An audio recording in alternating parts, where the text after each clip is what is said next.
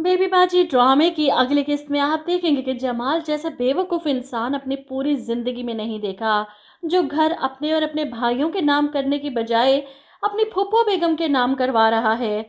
मैंने तो पहले ही कहा था कि जमाल ये बेवकूफ़ी करेगा।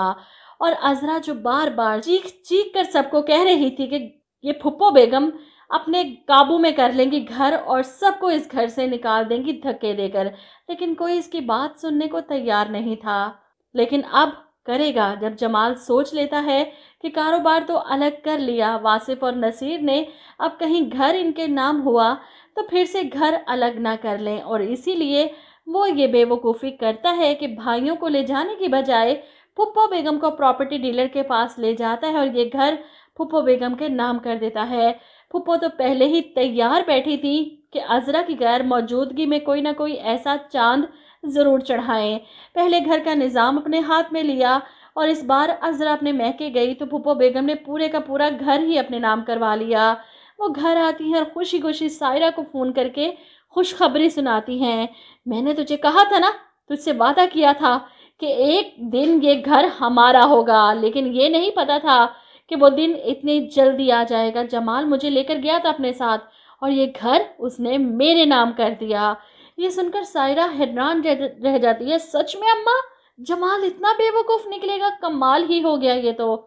अब इस घर पर सिर्फ हमारा राज है, अब देखते हैं हमें कौन इस घर से निकालता है। वहीं दूसरी तरफ नसीर आखिरकार रक्षी को पुलिस के हवाले करवा देता है, इसे जेल पहुंचाता है। और रक्षी को उम्मीद नहीं थी कि वो ऐसे पकड़ी जाएगी। जेल की सुलाहों के पीछे बैठी रक्षी परेशान है कि ये सब क्या हो गया मेरे साथ। जब नसीर अस्मा को लेकर वहां पहुंचता है इससे मिलवाने के लिए, नसीर को देखते ही रक्षी फिर से अपनी मोहब्बत का जाल फेंकने की कोशिश करती है। तुम्हें क्या लगा था नसीर जेल की सलाखों के पीछे मुझे भेज दोगे तो मेरे दिल से अपनी मोहब्बत निकाल दोगे?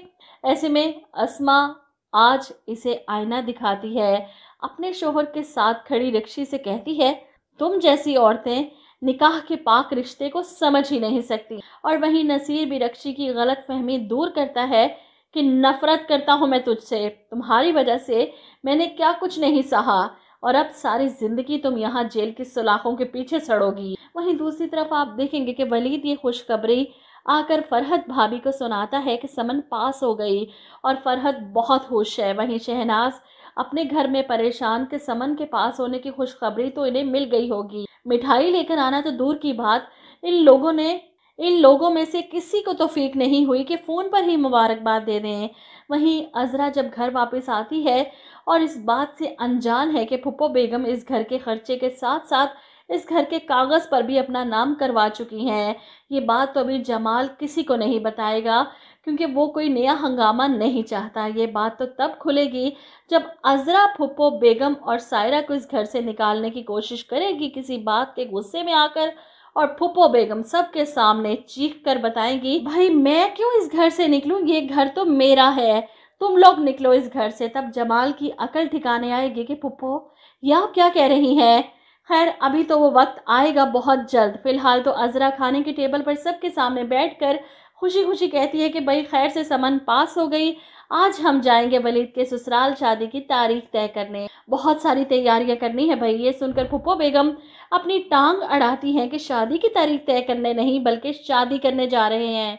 ये सुनकर सब परेशान, क्या मतलब शादी करने जा रहे हैं? और फुप्पो बेगम तो अब खर्चा बचाने के लिए वलीद की शादी के फंक्शन भी महदूद कर देंगी कि भाई सादगी से शादी करें, इतने फजूल के पैसे नहीं हैं मेरे पास खर्चा करने के लिए। इसीलिए जब जमाल इनका इंतज़ार कर रहा था कि फुप्पो बेगम बड़ी हैं, वो जाएंगी समन के घर हमारे साथ शादी की डेट लेने, और फुप्पो बेगम तो ऐसे तैयार होकर आती हैं जैसे दुल्हन रुखसत करवाने जा रही हों। इन्हें लाल जोड़ा पहनकर सीढ़ियाँ उतरते देख जमाल हैरान होता है, फुप्पो आप तो ऐसे तैयार हो गई जैसे हम वलीद की बारात लेकर जा रहे हैं। लेकिन फुप्पो बेगम के जो इरादे हैं वो अज़रा और घर में से किसी को भी नहीं पसंद आने वाले। वहीं शहनाज की बेटी इतनी भी फालतू नहीं कि फुप्पो बेगम के कहने पर 2 जोड़ों में रुखसत करके सादगी से इनके घर भेज दे।